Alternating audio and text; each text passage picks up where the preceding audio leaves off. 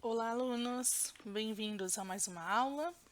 Hoje nós falaremos das marcas gráficas do discurso direto, atividade 2C, do livro Ler e Escrever, que se encontra na página 197 e 198.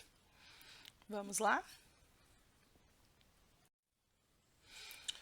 Na atividade 2C, marcas gráficas do discurso direto, nós vamos analisar um pouco sobre a marcação das pontuações do discurso direto, ok? Então, acompanhe junto comigo a leitura da fábula O Lobo e o Cordeiro. Em um pequeno córrego, bebia água um lobo esfomeado. Quando chegou mais abaixo da corrente de água, um cordeiro que começou também a beber. O lobo olhou com os olhos sanguinários e, arregalando os dentes, disse: Como ousas turvar a água onde bebemos? O cordeiro respondeu com humildade: Eu estou abaixo de onde bebes e não poderia sujar a tua água. O lobo, mostrando-se mais raivoso, tornou a falar: Por isso tens que praguejar? Há 6 meses teu pai também me ofendeu, disse o lobo. Respondeu o cordeiro: Creio que há um engano, porque eu nasci há apenas 3 meses. Então não havia nascido e por isso não tenho culpa. O lobo replicou: Tens culpa pelo estrago que fizestes pastando em meu campo, disse o cordeiro. Isso não parece possível, porque ainda não tenho dentes. O lobo, sem mais razões, saltou sobre o cordeiro e o comeu. Ok? Então, após a leitura, que é o que vem pedindo a atividade número 1, nós vamos fazer agora algumas reflexões a partir da atividade número 2, ok? Acompanhem através do livro de vocês. Vamos lá? Agora nós vamos refletir um pouquinho. Então, na questão número 2 diz assim: agora vamos registrar algumas reflexões realizadas ao longo dessa atividade. A primeira reflexão: as falas de um personagem podem ser indicadas no texto com os seguintes grupos de sinais. Então, para que a gente possa analisar melhor o grupo de sinais, eu coloquei dois exemplos. No exemplo número 1, a gente pode verificar aqui. Vamos ler: o lobo olhou com os olhos sanguinários e, arregalando os dentes, disse. Então, logo após a palavra disse, nós temos a presença de uma pontuação, que seria os 2 pontos. E vocês podem verificar na parte de baixo, na próxima linha, que seria o parágrafo e o uso de travessão. Então, o que nós podemos perceber? Que na fala de um personagem, a gente pode fazer a marcação da fala através do uso dos 2 pontos, parágrafo, na mesma linha, travessão, e em seguida a fala do personagem. Então, isso a gente pode verificar logo mais abaixo, mais uma fala, onde nós temos o uso dos 2 pontos, parágrafo e travessão em seguida. Mais um exemplo, depois da palavra falar, uso dos 2 pontos, parágrafo e travessão, ok? Então, esse é um dos grupos de sinais que nós podemos utilizar para fazer a marcação da fala do personagem, ok? Agora, exemplo 2. Nós podemos também fazer a marcação do diálogo, da fala do personagem, utilizando 2 pontos e aspas. Então, vamos verificar. Vamos ler. Há 6 meses, teu pai também me ofendeu, disse o lobo. Respondeu o cordeiro. Creio que há um engano, porque eu nasci apenas 3 meses. Então, não havia nascido e por isso não tenho culpa. Então, aqui a gente pode verificar, logo aqui, respondeu o cordeiro. A gente tem a presença dos 2 pontos, então o cordeiro vai falar, ele vai responder. Utilizou 2 pontos. Em seguida, na outra linha, a gente tem o uso de um sinal diferente, que seria o uso das aspas. Então, aqui no texto, a gente tem também o uso das aspas para identificar para marcar a fala desse personagem. Então, ao invés de usar parágrafo e travessão, aqui foi utilizado as aspas na fala do personagem, tá bom? Então, o primeiro grupo de sinais seria o uso dos dois pontos, parágrafo e travessão.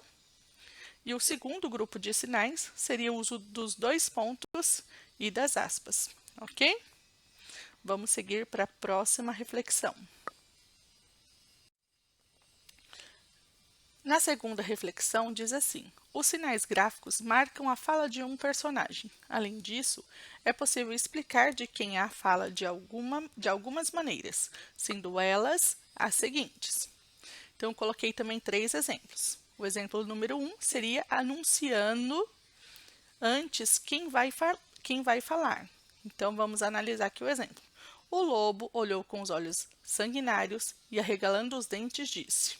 Então, aqui, o autor está explicando para a gente quem é que vai falar. Quem que vai falar agora? O lobo. Então, a gente tem aqui a presença do personagem, o lobo, com os olhos sanguinários e arregalando os dentes, disse. Aí vem a fala do personagem. Então, aqui a gente consegue identificar logo antes da fala quem é que vai falar, ok? No exemplo número 2, seria anunciando no meio da fala do personagem. Então, aqui nós temos, há 6 meses teu pai também me ofendeu, disse o lobo. Respondeu o cordeiro. Então, aqui no mesmo parágrafo, a gente pode analisar que é um parágrafo só, nós temos aqui, respondeu o cordeiro. Então, bem no meio do parágrafo, a gente tem explicando quem é que vai falar logo em seguida. Então, seria no meio da fala do personagem, ok? Então, no meio da fala do personagem, a gente tem a presença explicando quem é que vai falar logo em seguida, tá bom? E o exemplo número 3 seria comentando quem acabou de falar no final da fala do personagem. Então, eu peguei esse início da fala do personagem que diz assim: há 6 meses teu pai também me ofendeu, disse o lobo. Então, primeiro ele mostra para nós a fala, depois é que ele diz quem falou. Então, a gente consegue perceber no exemplo 1, no início. O exemplo número 2, a gente encontra a explicação de quem vai falar no meio. E o exemplo número 3, essa explicação no final, ok? Então, dessa forma, a gente consegue identificar quem é que está falando ou quem vai falar, ok? A terceira reflexão. Quando o autor do texto não anuncia quem vai falar, nem explica quem está falando ou acabou de falar, como é possível identificar quem fala? Pode parecer um pouco confuso, mas eu vou explicar para vocês. Então, o exemplo número 1. Se o autor não está anunciando quem vai falar, se ele não está explicando no meio, ou se ele não está dizendo após a fala do personagem quem falou, a gente pode, então, identificar que o trecho sugerido seria a fala do narrador. Então, vamos lá, eu coloquei um exemplo aqui. Em um pequeno córrego, bebia água um lobo esfomeado. Quando chegou mais abaixo da corrente da água, um cordeiro que começou também a beber. Quem que falou essa frase? Quem é que está falando aqui? Então, aqui a gente não tem a presença de nenhum enunciado que diz para mim quem é que está falando.